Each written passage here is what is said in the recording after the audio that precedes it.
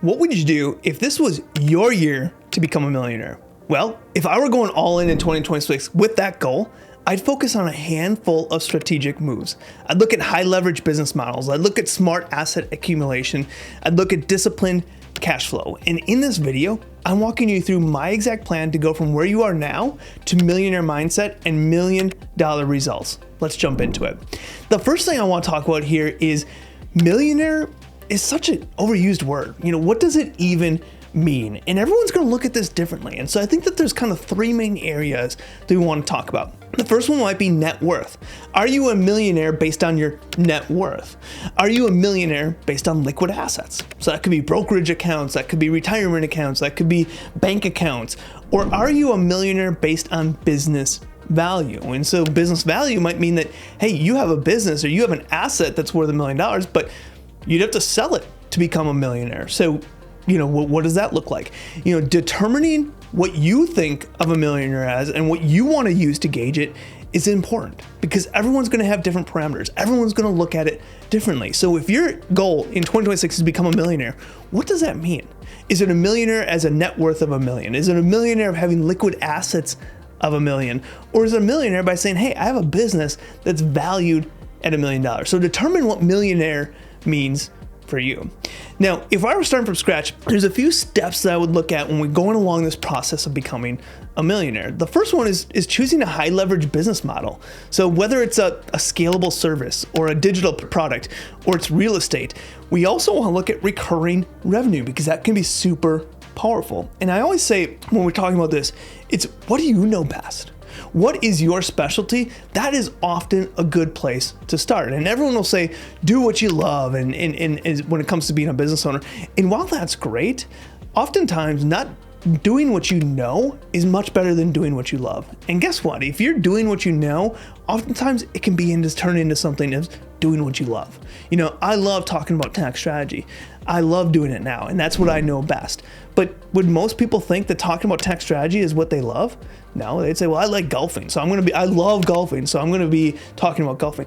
That's not necessarily going to be the best path. So I always talk about do what you know best and try to build a business around that. Whether it's a scalable service, whether it's a digital product, whether you're getting into real estate, or whether you're building some type of recurring revenue model, building a high leverage business model can be your step or your tool or your avenue to becoming a millionaire. Step 2, you need to set a foundational business infrastructure. What type of entity do you have? Is it an LLC? Is it a C Corp? Is it an LLC taxed as an S Corporation? You need to have that foundation structure to how your business is going to operate. And also, think about where you are today.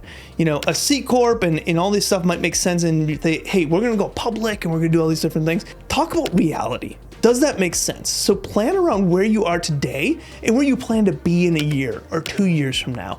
Don't build this huge infrastructure. It's overcomplicated and just slowing you down if it's not something you realistically can be in a few years.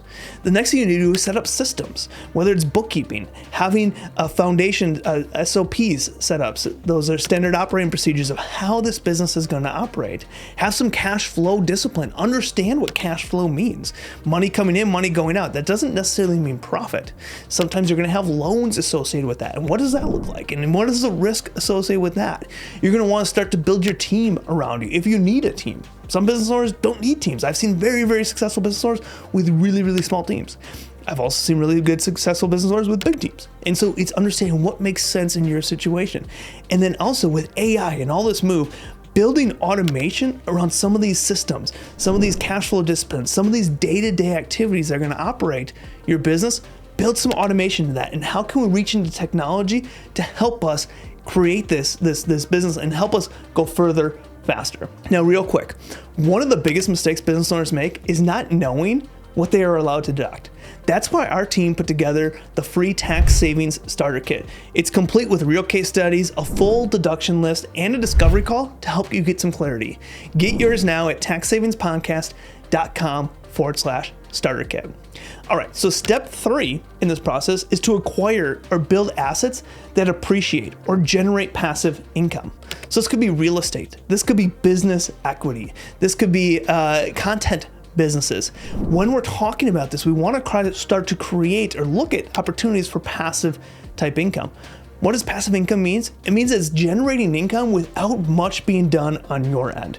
So for an example, real estate, you buy a rental property, you put money down, maybe you do an initial fix up, but then that rental property is just going to kind of generate income without you having to do work day to day on it, generally stating. Maybe it's business equity. Maybe you are putting money into a car wash business and you don't have to do anything. You have a manager that's managing that business. You're just kind of sitting back, collecting the checks, doing maybe a little bit of maintenance from here and there from a bookkeeping and accounting standpoint, but you're pretty passive. That's what passive income is. Or maybe it's a content type business where you put all this piece into a training program, into a course, something like that. You put a bunch of work up front, but now it's there and you're just kind of sitting back and seeing people go through your course. You don't have much maintenance on a day-to-day because you spent on the front end building all that out. Those are different opportunities when we talk about acquiring or building assets that are going to appreciate, but also generate passive income, monthly recurring revenue for you. Step 4 in this process is to aggressively reinvest profits. As your business is starting to grow, if you want to scale and you want to scale quickly, you want to continue to pump that money back into the business so you can continue to grow more, whether that's putting it more towards marketing, whether it's building even bigger and better systems or buildings or equipment or whatever it is inside your business. Start to reinvest those profits when it makes sense, but also take care of yourself too. You're a business owner now. Take care of yourself, but don't go overboard. Now, if we're talking about scale, maybe we're using debt. If you're going to get into debt, make sure you're leveraging it smartly. Make sure you're making wise decisions. And the other piece is creating multiple streams of income. This can be super powerful. And maybe you have you're getting into car wash business. Well, maybe you also do consulting for other people that want to get into car washes, or maybe you then have a course or a book that talks about investing in car washes, or whatever your specialty is. There's multiple streams of income there that can all be kind of wrapped into a very similar type of service or a similar type of knowledge, but just multiple streams of income within that. And step 5 in this whole process is protecting your wealth, making you have a legal structure, a tax optimization, an asset protection structure, and also making sure that you have some mindset discipline to make sure that you are ready for this and having protection that as this thing starts to grow, you are protecting your wealth, making sure you have some asset protection, making sure you have estate planning wrapped into that. So now what I want to do is talk about your 90-day plan for 2026, because this is how we're going to kick it off for you. We want to have a plan, because if you just take this and just run and go back to what you're doing, guess what? Nothing's going to happen. So let's create a plan on how we can start to make bit by bit pieces and steps towards this goal. What to start now? First, I always say, have a brainstorm session. What do you want to do? If you are an engineer by trade, can you do a consulting business where you're talking about specific types of doing specific consulting on engineering, on whatever your specialty is? Could there be a course or something you can create for that? We see stuff like this pop up all the time. So start to brainstorm.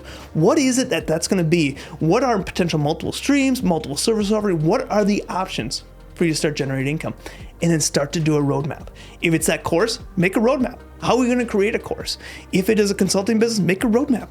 Who are we going to reach out to be some of our first initial customers? Start to plan that. The next thing we want to talk about is metrics. What type of things should we be tracking as we're starting to go down this journey? Revenue is a good number. Now, revenue doesn't tell us everything, but revenue is going to tell us where are our sales at? Because guess what? In order to have a profit, we have to have revenue. Now, just because we have revenue does not mean that we have a profit. So profit's another number we want to look at. What is our revenue versus expenses? What is that looking like?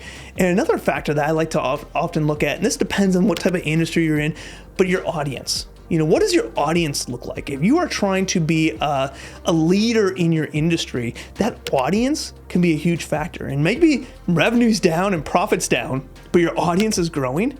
That's a good thing, because that means that there is potential for really big growth down the road. Next, we want to talk about some habits to build. And that's what we're talking about is consistency. Don't be emotional. When this whole journey of being a business owner, you have to be consistent. It can sometimes be a really, really slow game, but the consistency is what's key. You don't know how many business owners are like, I love this great idea. I'm going to build this big, beautiful course. They build the course and nobody shows up. And then they just trash it and move on and go back to what they were doing. That's not consistent. You have to keep going at it. When we started TaxHelm has been around for 2 years now, a little over 2 years now. We've had a course that predated that's been going on for 8 years. That course, we just continually to get updated, continually to make better, eventually led to building TaxHelm. This is a process. It's not going to come immediately. So keep consistent. Don't get too emotional over big up or big downs. There's going to be downs, there's going to be highs, there's going to be lows. You have to kind of cycle through those and create more of an even keel approach to this and keep moving. As a business owner, keep moving, keep chugging forward, and things are going to start to click. And one time down the road, you're going to be like, wow, I almost quit way back then. And look at where I am today.